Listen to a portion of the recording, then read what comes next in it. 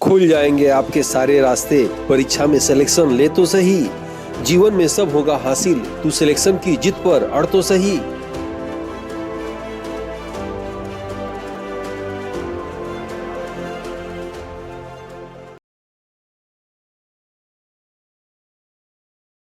Aditya classes exam गुरु channel में आप सबका स्वागत है। जैसा कि आप जानते होंगे, भारतीय राष्ट्रीय आंदोलन की क्लास चल रहा है, याद रखिएगा। और इस क्लास का आज दूसरा भाग है। कल की जो हम लोग एक पहला भाग पढ़ चुके थे, जैसा कि ये बनाया गया था डिजाइन, आप देख रहे होंगे कि भारतीय राष्ट्रीय आंदोलन को इतने चैप्टर हम लोग समाप्त करेंगे। और हम लोग का चैप्टर अभी 6वां, 7वां और 8वां से चल रहा है। यहाँ लिखा भी हुआ है 6 से 9 चैप्टर ये चल रहे हैं। पार्ट 1 कल क्लास दे दिया गया था, दूसरी क्लास आज की। आइए हम शुरू करते हैं। पहले चंपारण सत्याग्रह से शुरू करते हैं। 1917 में चंपारण जिला बिहार में ये होता है। चंपारण सत्याग्रह महात्मा गांधी का भारत में प्रथम सत्याग्रह है। देखिए, महात्मा गांधी के जीवन का प्रथम सत्याग्रह अगर आपके एग्जाम में पूछे तो 1906 में लगाइएगा, दक्षिण अफ्रीका में। ठीक है, यहाँ देखिएगा 2 प्रश्न पूछेगा। पहला प्रश्न पूछेगा, महात्मा गांधी ने अपने जीवन में सबसे पहला सत्याग्रह कब किया था? 1906 में किया था। कहाँ किया था? दक्षिण अफ्रीका में किया था। किस लिए किया था? दक्षिण अफ्रीका में जो विदेशी लोग थे उनको अपने जेब में एक वहाँ के निवासी न होने का, बाहर के होने का एक जो है पर्ची रखना पड़ता था, रजिस्ट्रेशन पर्ची जिसे कहा जाता था। तो एशियाटिक रजिस्ट्रेशन एक्ट के विरोध में महात्मा गांधी ने 1906 में किया था, अपने जीवन में दक्षिण अफ्रीका में किया था। लेकिन एग्जाम में पूछे कि भारत में सबसे पहले कब किया था महात्मा गांधी अपने जीवन में, तो याद रखिएगा 1917 में किए थे। चंपारण आंदोलन में महात्मा गांधी का प्रथम जो है सत्याग्रह था। अब देखते हैं इस सत्याग्रह में क्या होता है कि चंपारण सत्याग्रह के लिए राजकुमार शुक्ल ने गांधी जी को आमंत्रण दिया था। आमंत्रण कहाँ दिया था? 1916 के लखनऊ अधिवेशन में इन्होंने आमंत्रण दिया था। नेक्स्ट देखेंगे, चंपारण सत्याग्रह का कारण बागान मालिक किसानों को अपनी जमीन के 3/20वें हिस्से पर नील की खेती करना अनिवार्य किए थे। इस प्रकार किसानों से नील की खेती करना तिनकठिया प्रणाली कहलाता है। ठीक है। और जर्मनी में इस समय कृत्रिम रासायनिक नील के आविष्कार के कारण नील की मांग बाजार में कम हो गया था। नेक्स्ट आप देखेंगे, चंपारण सत्याग्रह के परिणाम स्वरूप बागान मालिक या नीलहे किसानों को उनसे अवैध रूप से वसूले गए धन का 25% भाग वापस करना पड़ा था। चंपारण सत्याग्रह से प्रभावित होकर रविन्द्रनाथ टैगोर ने महात्मा गांधी को महात्मा की उपाधि दे दी। और इससे प्रभावित होकर महात्मा गांधी जी ने भी रविन्द्रनाथ टैगोर को गुरुदेव की उपाधि दे दी। बताया गया था, एग्जाम में प्रश्न आता है कि गांधी जी को महात्मा की उपाधि किसने दिया? तो रविन्द्रनाथ टैगोर ने दिया। रविन्द्रनाथ टैगोर को गुरुदेव की उपाधि किसने दिया? तो महात्मा गांधी ने दिया। कब दिया? तो रविन्द्रनाथ टैगोर ने चंपारण सत्याग्रह से प्रभावित होकर उनको ये उपाधि दिया था। ये देखते हैं इसमें। नेक्स्ट यहाँ नोट कर लीजिएगा, इंपॉर्टेंट है। पूना सार्वजनिक सभा की स्थापना 1870 में हुआ था। संस्थापक कौन थे? गोविंद रनाडे, जे.बी. जोशी और HS. Conquer. East India association की स्थापना कब हुआ था? 1866 में हुआ था। संस्थापक कौन थे? फिरोज शाह मेहता, बदरुद्दीन तैयब, दादा भाई नौरोजी और मनमोहन घोष थे। ठीक है। इंडियन एसोसिएशन की स्थापना कब हुआ था? 1876 में हुआ था। संस्थापक सुरेंद्र नाथ बनर्जी, आनंद मोहन बोस द्वारा किया गया था। इंडियन एसोसिएशन को भारतीय राष्ट्रीय कांग्रेस का पुरोगामी कहा जाता है। कामागाटामारू कांड के विषय में देखेंगे, ये 1914 में हुआ था। एग्जाम में आया था ये। बेहतर जीवन के लिए 376 यात्रियों को हांगकांग से एक जहाज कनाडा जा रहा था, जिसको गुरदीप सिंह ने किराए पर लिया था। लेकिन कनाडा सरकार ने इस जहाज को कनाडा में प्रवेश करने की अनुमति नहीं दी, जिससे इस जहाज को वापस कलकत्ता भारत में आना पड़ा। कलकत्ता पहुंचने पर लोगों ने तोड़फोड़ की। इसमें 20 लोग मरे, 220 लोग लगभग घायल हो गए, जेल चले गए। और इसमें इसी को कामागाटा मारू कांड कहा जाता है। आपके एग्जाम में सीधे पूछेगा कामागाटा मारू कांड किस वर्ष हुआ था? तो 1914 में हुआ था। ठीक है। किस लिए हुआ था? तो बेहतर जीवन के लिए हांगकांग से कनाडा जो है ले जाया जा रहा था। किस लिए? जैसे आजकल देखते होंगे लोग सऊदी अरब जाते हैं, विदेश जाते हैं, अमेरिका जाते हैं जॉब करने के लिए। उस समय लोग वहां जाना चाह रहे थे, लेकिन कनाडा सरकार ने महामारी या अन्य किसी कारणों से उस जहाज को वहां उतरने नहीं दिया। वापस हांगकांग न जाके इंडिया आया, कलकत्ता बंदरगाह पे, वहां जाके जैसे रुका तोड़फोड़ शुरू हो गया। इसको कामागाटा मारू कांड कहा जाता है। ठीक है। ये नेक्स्ट देखते हैं हम लोग। इसमें से ये टेस्ट सीरीज है, ले लेना चाहिए। आपके एग्जाम के डेट बिल्कुल करीब है। अब एग्जाम से पहले जितना प्रैक्टिस करेंगे, अभ्यास करने से पूर्णता आती है। और लेकर लगभग 350 टेस्ट पेपर इसमें है। आयोग के सिलेबस के अनुसार है, चैप्टर वाइज है। आप उसको सॉल्व करिएगा, आपकी जो है स्कोर निश्चित ही बढ़ेगा। एग्जाम तक है, याद रखिएगा। में आपको ई पीडीएफ नोट्स मिलेगा, उसी वीडियो में पढ़ेंगे, उसी वीडियो पे टेस्ट मिलेगा और फिर आपको फाइनल टेस्ट मिलेगा, तब जाके जीएस पेपर में पूर्णता आएगा। टेस्ट में क्या मिलेगा आपको? ई पीडीएफ नोट्स मिलेगा, याद रखिएगा। हिंदी इंग्लिश में मिलेगा। 14 से लेकर अब तक के सालोट पेपर इसमें मिलेंगे। रेगुलर प्रैक्टिस क्लास आपको इसमें मिलेगा। ऑर्गेनाइज क्लास, सभी क्लास यूट्यूब पे नहीं होते हैं सीक्वेंस में, आपको टेस्ट सीरीज ले लेना चाहिए। और टेस्ट सीरीज के रूप में सैकड़ों की संख्या में model paper, syllabus wise test, unit wise test मिलेगा। करेक्ट 1999 है लेकिन 1299 में दिया जा रहा है। याद रखिएगा, अपनी गलतियों को एग्जाम से पहले प्रैक्टिस करके सुधारें, ताकि वो गलतियां एग्जाम सेंटर में आपकी ताकत बनकर जीत दिलाए। ठीक है, अभ्यास करने से पूर्णता आती है। एग्जाम से पहले बहुत ज्यादा थियरी नहीं पढ़ना चाहिए। तो आप क्वेश्चन पढ़ेंगे डायरेक्ट आपको याद हो जाएगा। प्रश्नावली विधि के जनक सुकरात भी इस बात को कहा करते हैं कि बच्चों के उत्तर के माध्यम से जानकारी बढ़ती है। अब ये हम लोग इसमें आप निःशुल्क टेस्ट टेलीग्राम ग्रुप पे हो रहा है, आप चाहें तो इसमें जुड़ सकते हैं, कोई चार्ज नहीं लगेगा। ये व्हाट्सएप ग्रुप है, इसमें भी जुड़ सकते हैं, वीडियो के सभी लिंक दे दिए जाते हैं।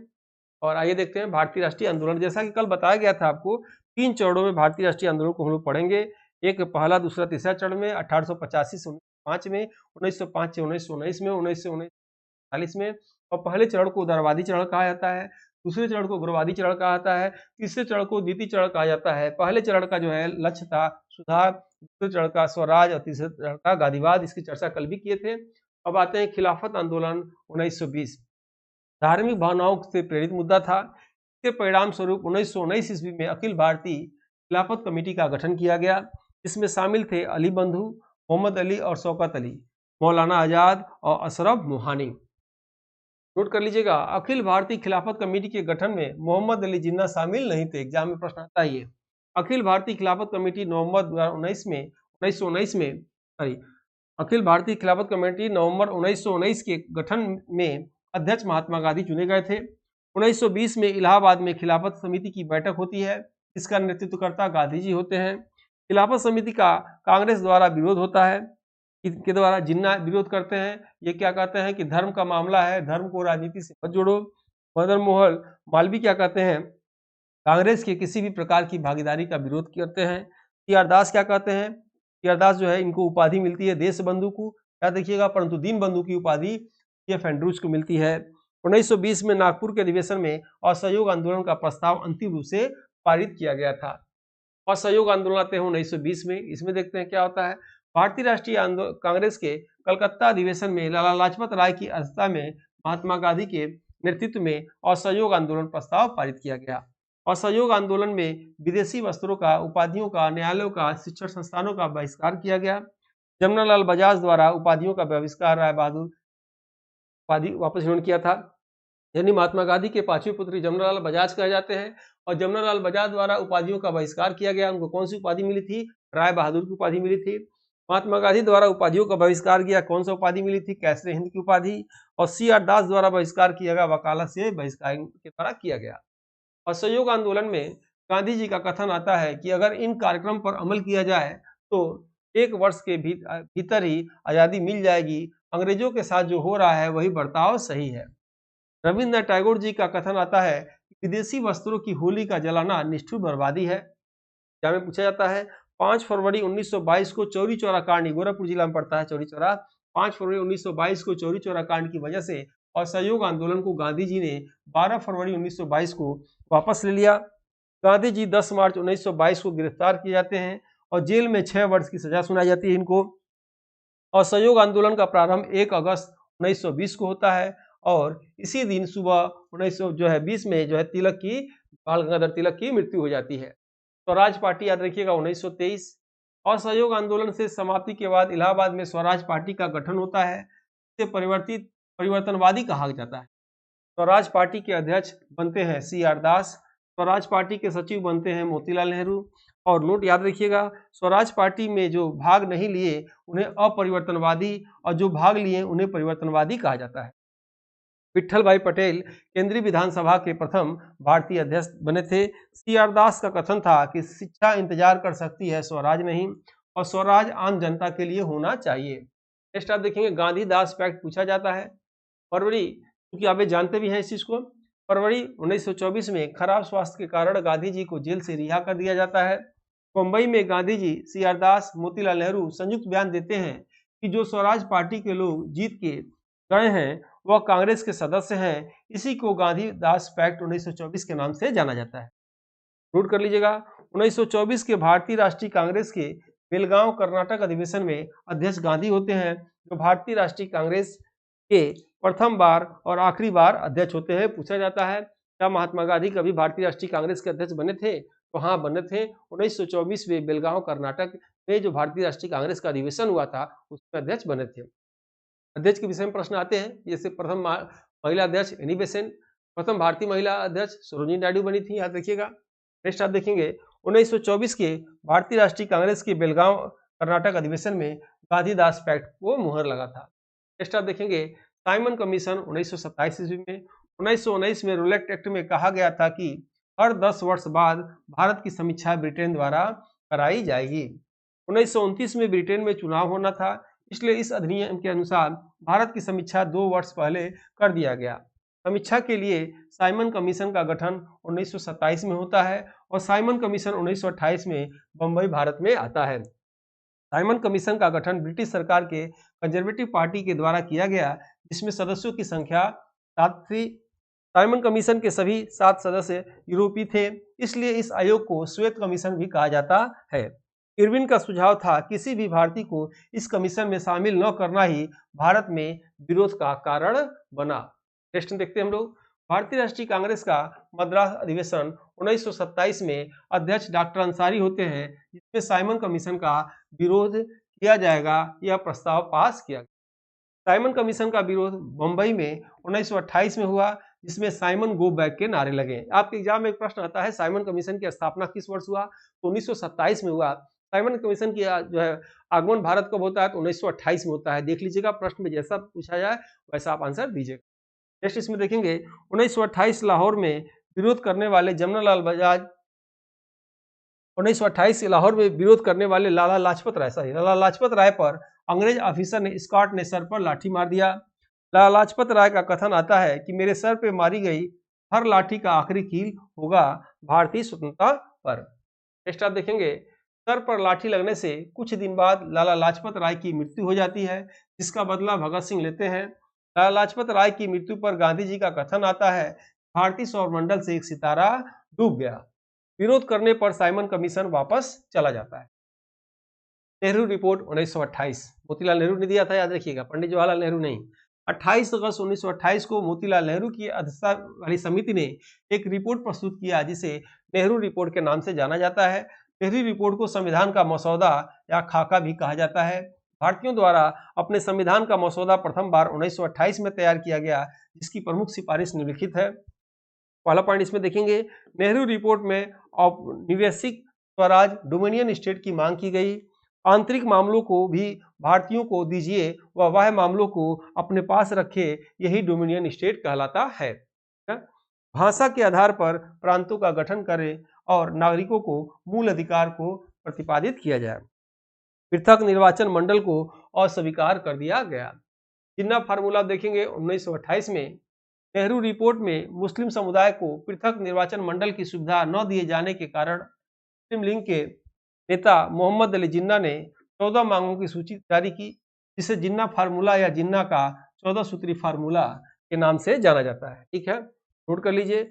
मुस्लिम लीग की स्थापना ढाका में नवाब जो है सलीमुल्लाह के नेतृत्व में हुआ था। मुस्लिम लीग की स्थापना, मुस्लिम लीग के प्रथम अध्यक्ष वकार उल मुल्क मुश्ताक हुसैन थे। मुस्लिम लीग के संस्थापक अध्यक्ष नवाब सलीमुल्लाह थे। मुस्लिम लीग के स्थापना का उद्देश्य मुसलमानों के राजनीतिक अधिकारों की जो है रक्षा करना था। याद रखिएगा, मुस्लिम लीग के विषय में इतने ही प्रश्न आते हैं, मैक्सिमम एग्जाम में इसे क्लियर हो जाता है। बारदौली सत्याग्रह 1928। बारदौली गुजरात के किसानों ने अंग्रेजी सरकार द्वारा बढ़ाए गए 30% कर न देने के लिए सत्याग्रह किया, जिसका नेतृत्व वल्लभ भाई पटेल ने किया था। बारदौली सत्याग्रह के परिणाम स्वरूप लगान कर को 30% से घटाकर 6.3% अंग्रेजी सरकार ने किया। बारदौली सत्याग्रह सफल होने पर बारदौली की महिलाओं ने वल्लभ भाई पटेल को सरदार की उपाधि दिया। नेक्स्ट आप देखेंगे, कांग्रेस का लाहौर अधिवेशन 1929। लाहौर अधिवेशन, रावी नदी के किनारे अध्यक्ष चुने गए गांधी जी, लेकिन गांधी जी ने अध्यक्ष बनाया नेहरू जी को। भारतीय राष्ट्रीय कांग्रेस के 1929 ईस्वी के लाहौर अधिवेशन में अध्यक्षता पंडित जवाहरलाल नेहरू ने किया था और जिसमें पूर्ण स्वराज की मांग की गई थी। कांग्रेस का लाहौर अधिवेशन 1929 ईस्वी में यह निश्चित किया गया कि प्रत्येक वर्ष 26 जनवरी को सांकेतिक स्वाधीनता दिवस मनाया जाएगा। और ये टेस्ट सीरीज है, आप चाहे तो दे सकते हैं, प्रैक्टिस करेंगे तो आपकी जानकारी बढ़ेगी ही, स्कोर बढ़ेगा ही। गांधी इरविन समझौता 1931। 5 मार्च 1931 में दिल्ली में गांधी इरविन पैक्ट पास हुआ, जिसे दिल्ली पैक्ट के नाम से जाना जाता है। गांधी इरविन समझौता निम्नलिखित है। सविनय अवज्ञा आंदोलन को समाप्त करने के लिए गांधी जी तैयार हुए। कांग्रेस द्वितीय गोलमेज सम्मेलन में हिस्सा लेने के लिए तैयार हो गए। सभी राजनीतिक बंदियों जिनके विरुद्ध हिंसा का आरोप नहीं था वो रिहा करने की सहमति बनी। विदेशी कपड़ों और शराब की दुकानों पर शांतिपूर्ण धरना देने का अधिकार दिया गया। केवल घरेलू कार्यों के लिए नमक बना सकते थे। ये गांधी इरविन समझौता था। नोट कर लीजिएगा यहाँ पे। सरोजिनी नायडू ने इस समझौते को महत्वपूर्ण माना तथा गांधी जी इरविन को दो महात्मा कहा। आपके एग्जाम में पूछा जाता है। सरोजिनी नायडू द्वारा, जिसे भारत कोकिला भी कहा जाता है, सरोजिनी नायडू द्वारा दो महात्मा किसे कहा गया? ठीक है, एग्जाम में आ चुका है प्रश्न, किसे कहा गया? गांधी और इरविन को दो महात्मा इन्होंने कहा था। गांधी इरविन समझौते में महात्मा गांधी के लाभ को एलन कैंपबेल जॉनसन ने सांत्वना पुरस्कार कहा था। देश के युवाओं द्वारा समझौते की आलोचना की गई क्योंकि भगत सिंह, राजगुरु, सुखदेव के रिहाई के बारे में कुछ नहीं कहा गया था। गोलमेज सम्मेलन का स्थान लंदन था। केवल दूसरे गोलमेज सम्मेलन का स्थान सेंट पॉल लंदन था। याद रखिएगा, चंद्रशेखर आजाद की शहादत 27 फरवरी 1931 को हुई थी। कराची अधिवेशन 1931 की चर्चा करेंगे। 26 से 31 मार्च 1931 के बीच इस अधिवेशन की अध्यक्षता सरदार वल्लभ भाई पटेल किए थे। इस अधिवेशन में गांधी जी को काले झंडे दिखाए गए क्योंकि कराची अधिवेशन से 3 दिन पहले 23 मार्च 1931 को भगत सिंह, सुखदेव और राजगुरु को फांसी दे दिया गया। कराची अधिवेशन में जवाहरलाल नेहरू, मानवेंद्र नाथ राय तथा मौलिक अधिकार, मौलिक कर्तव्य और आर्थिक कार्यक्रमों की घोषणा करते हैं। नोट कर लीजिएगा। गांधी जी का कथन है 25 मार्च 1931 को आता है, गांधी मर सकता है लेकिन गांधीवाद जो है अमर रहेगा। ठीक है। अगस्त 1931 में अंबेडकर जी का कथन आता है, गांधी क्षणिक भूत की तरह धूल उड़ाते हैं, अपना स्तर नहीं उठाते। बाकी क्लास काफी लंबा हो जाएगा, तो इसको अगले क्लास में लिया जाएगा। ठीक है, मिलते हैं जल्दी नेक्स्ट वीडियो में। तब तक के लिए जय हिंद, जय भारत।